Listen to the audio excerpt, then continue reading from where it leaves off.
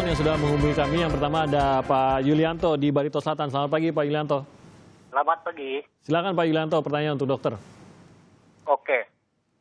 Selamat pagi dokter. Pagi Pak Yulianto. Jadi begini, saya kebetulan ketua RT. Ya.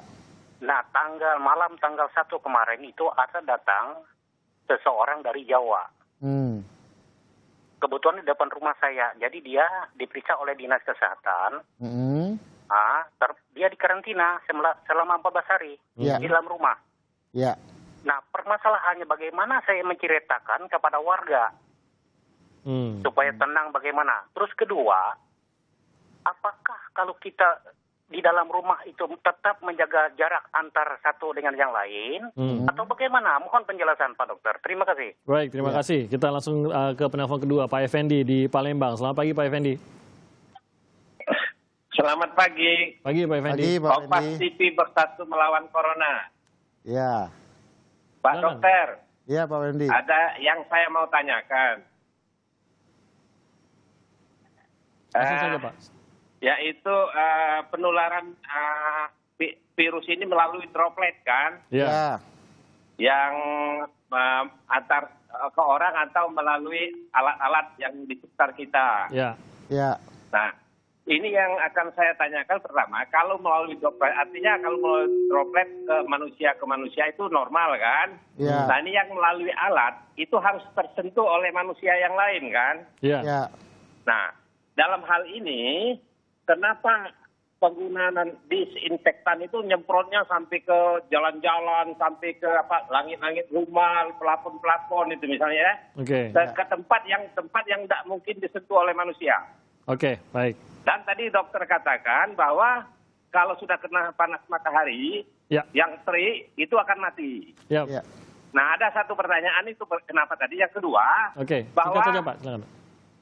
penularan itu melalui hidung sama mata dan mulut. Ya.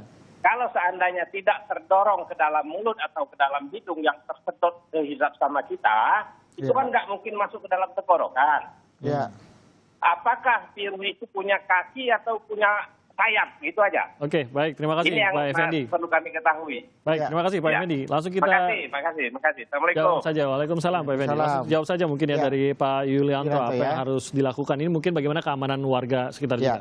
Jadi yang pertama betul sekali begitu kita ada kedatangan orang dari daerah epicentrum, daerah yang Penyebarannya luas jumlahnya lah gitu. luas ya, kita harus lakukan pemeriksaan yang Oke. jelas. Jadi yang pertama harus dilakukan, yang Dinkes sudah atau orang puskesmas sudah datang itu apa hasilnya? Ya. Adakah gejala dan segala macam itu biasanya ada checklist itu.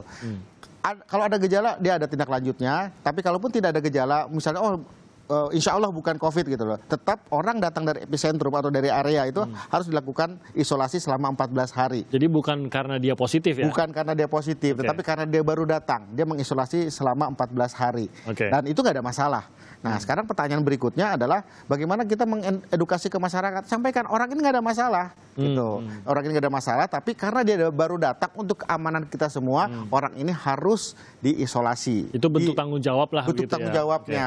Tanggung jawab orang tersebut sayang untuk kepada keluarganya di kampung situ gitu Iya, loh. iya. Jadi betul-betul harus mengisolasi diri. Kenapa 14 hari tadi? Kuman itu inkubasinya 14 hari. Dia akan Oke. mati dalam waktu 14 hari kalau memang ada gitu. Oke. Nah, di rumah seperti apa?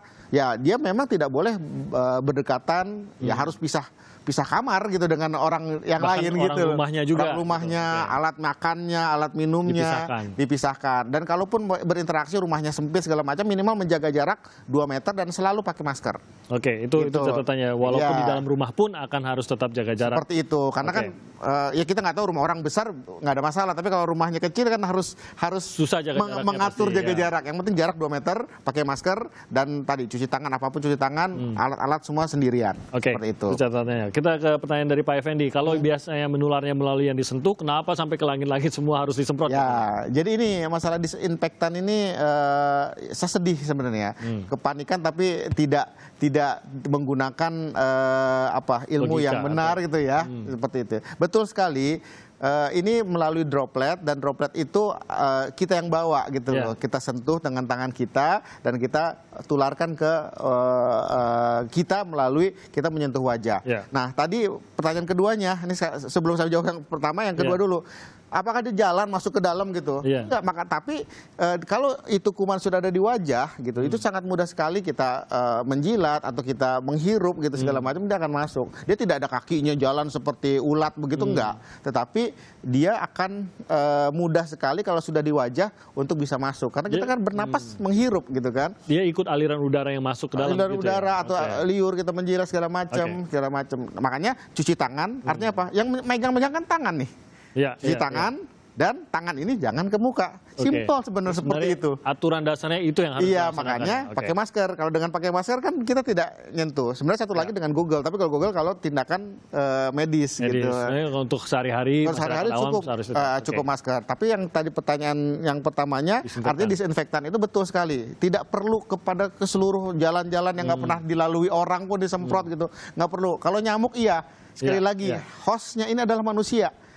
Semprotlah orang yang tempat-tempat atau disinfektannya tempat-tempat yang memang manusia ada di situ megang gitu loh. Kalau nyamuk benar disemprot sampai ke dahan-dahan ranting karena nyamuk ke situ gitu loh. Kalau manusia kan nggak sampai ke atap-atap segala macam gitu. Untuk apa gitu? COVID ini tidak terbang, intinya itu katakan. Baik, Dr. Eka, terima kasih banyak atas keterangan yang sudah diberikan di Tanya Jawab COVID-19 kali ini. Dan sekali lagi Anda bisa menyampaikan pertanyaan Anda melalui media sosial kami di @sapindonesia_kompas_tv dan juga di @kompas_tv. Anda bisa mengirim kapanpun, kami akan mengumpulkan dan menjawab pertanyaan Anda di Tanya Jawab COVID-19 berikutnya yang akan hadir besok di jam yang sama.